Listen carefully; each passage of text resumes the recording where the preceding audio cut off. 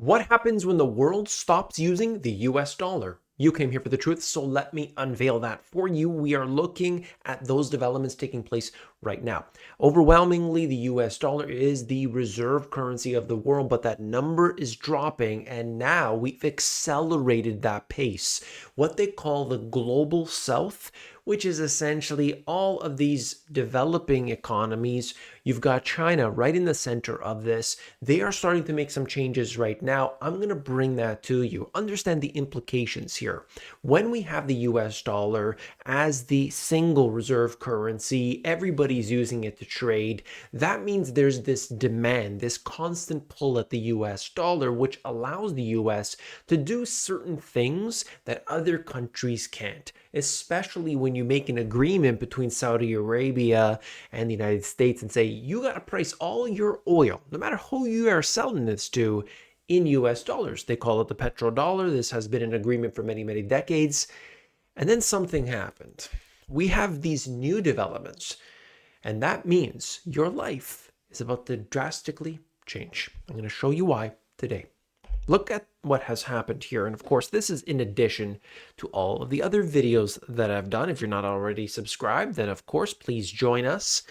You could see the BRICS, UAE, the United Arab Emirates, and China sign a currency swap and CBDC partnership.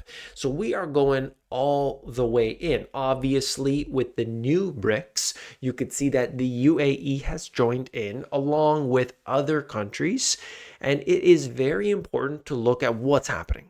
Okay, we'll get into that more. But essentially, what I'm talking about here, it's not just about leaving the US dollar, and it's not just about, CBDCs or some alliances in general.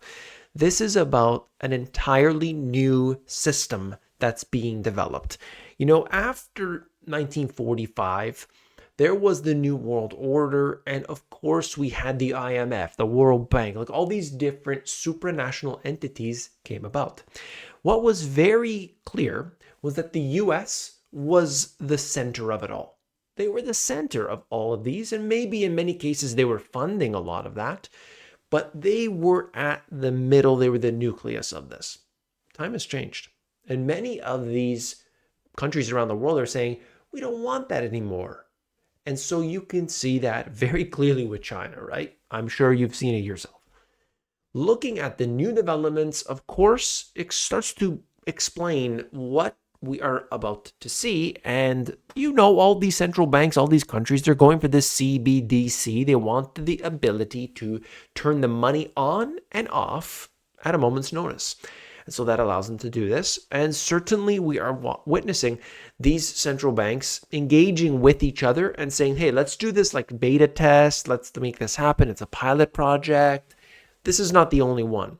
And so we'll see a little bit of that here, but the currency swaps as well. So no longer are we seeing entirely US dollar based actions taking place. No. Now we're starting to see a lot of countries doing business within their own currencies. And that means that while we're not heading for the exits on the US dollar overnight, this trend has accelerated. All right. Saudi Arabia being one that we must focus on as well. Saudi Arabia offers Iran investment to blunt Gaza war. Kingdom's offer hinges on Iran reining in its regional proxies. Riyadh is also working with the US and Arab allies to contain Iran. So imagine this. You have Saudi Arabia, you have in some cases China sitting at the middle of these different conflicts and becoming peacekeeper in a sense. You would have never heard of this just a couple years ago. Like just a few years ago, these two things would have potentially never happened. And now today, many instances of this have popped up. The world is different and it's happening before. Like I'm in this, knee deep in this on a daily basis, at least 4 hours a day. And let me tell you, I've read all the history. We haven't seen these type of things moving at this speed ever, pretty much. Saudi wealth fund scoops up 10% of London Heathrow Airport. And so what I find interesting about this is that, and by the way, it had got that from the Spanish infrastructure giant Ferrovial. But what I think is important to note is that you've got Saudi Arabia going out and just purchasing anything it can outside of oil, and they're trying to diversify. They're building all kinds. I'll show you in a second here. But it tells you something, that this is not the world that we lived in a few years ago, 10 years ago, 20 years ago.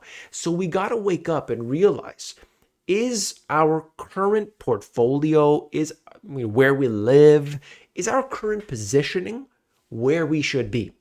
Or do we need to make some changes?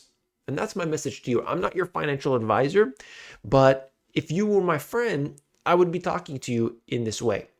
If you were part of the mentorship group, the Finance Friday group, I would be talking to you this way because I can get real with you. Here, not so much, but you can always reach out to me. And that's my message. Get your situation in order. Look at this. You could see this vast man-made mountain with luxury hotel and apartments in the latest NEOM mega project. Just basically what they're doing, all the kinds of things. They've started the development on this. It connects in with the $1 trillion quote-unquote utopia in the desert. They're trying to build this skyscraper, but it's turned sideways, or is it? No, I mean, this is just odd. But anyway, they want to do this. Why? What's going on? All the shipping lines, the infrastructure is being set up for something very different. I have this to show you, and just really quickly, it says China has acquired a global network of vital ports. And so we move around here, and it's just showing us, the exact ports don't matter, but they're doing this over and over and over and over again, buying up infrastructure in other countries. The global south is doing this. The BRICS also have this on their own. And so for me, this tells a very big story of what's to come. Watch your positioning, watch where you are, and remember to do the things you need to do beforehand, not after it's too late. That is so important, okay? Look, we got to be real. We have to be honest and realize that things have really changed. They have really changed, and we just want to be aware of that, okay? This is another one just showing scientists in Abu Dhabi harness heat-resilient farming technology. Very interesting video. Links will be in the description under the sources. I found it to be interesting. They cover two different things in this one video. Basically, how do you grow? Like, one of the biggest things about these places is you don't have enough rain. You have barely any rain, in fact. And so what they were able to do in these circumstances was use like a greenhouse, but a special type of, instead of using, polyethylene type plastic, they use a different type, reduce the water consumption, reduce like everything, made it much more efficient, a lot cooler, so you don't have to use as much water. And they were able to do very well with a bunch of different crops, all in testing anyway. The point is, they're doing all of these developments, and we look at our country sometimes and it looks like, just degrading in so many ways. And this is the trend. We got to be careful. What we're walking ourselves into is a collapse, and other countries may take the lead. And it's not just about, we'll start a war, we'll put some troops there or what have you. There's so many different things going on.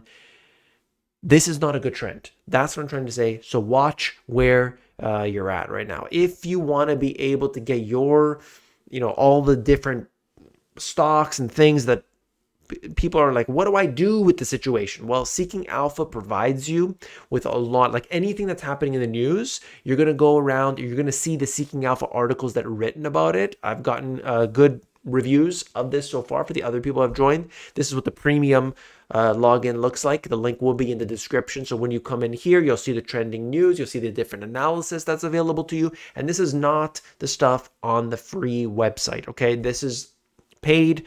So you come behind the firewall and you get actual good stuff. Michael Gayed, who I interviewed, is one of the writers on here. Anyway, when news comes up, you get the articles, you get the analysis, you get quant, all kinds of different levels of that. Check the link in the description. By the time you're watching this video, whatever this current sale is, they might have the Black Friday sale still going. So definitely click the link in the description to check it out for yourself. Okay. And then the comment of the day, last thing. I want to thank you for that. The cuts, talking about interest rate cuts, are front running what's in store for major world economies. Oh, this is the OPEC cuts. Okay. OPEC cuts we're talking about here. Oil producers are making sure that they're not overproducing for what the world's demand will be in the future. They are essentially covering their assets. In my opinion, no major spike is going to happen. So what he's saying basically is that we are going for a deflation. And that's the question. Is it deflation or inflation? Not necessarily with oil, but in general. Where do you think we're headed? I want to thank you for being here today. Hit that thumbs up button if you appreciate this information. I'm trying to get into a wild world, deeper, looking out into the future, not one step, but 2 steps out, so that we could be able to see where we need to be. I hope you appreciate that. And of course, as always, I want to see you here tomorrow. Make sure you search for the Money GPS, because I probably won't end up in your feed. I want to see you here. I'll see you then. Take care.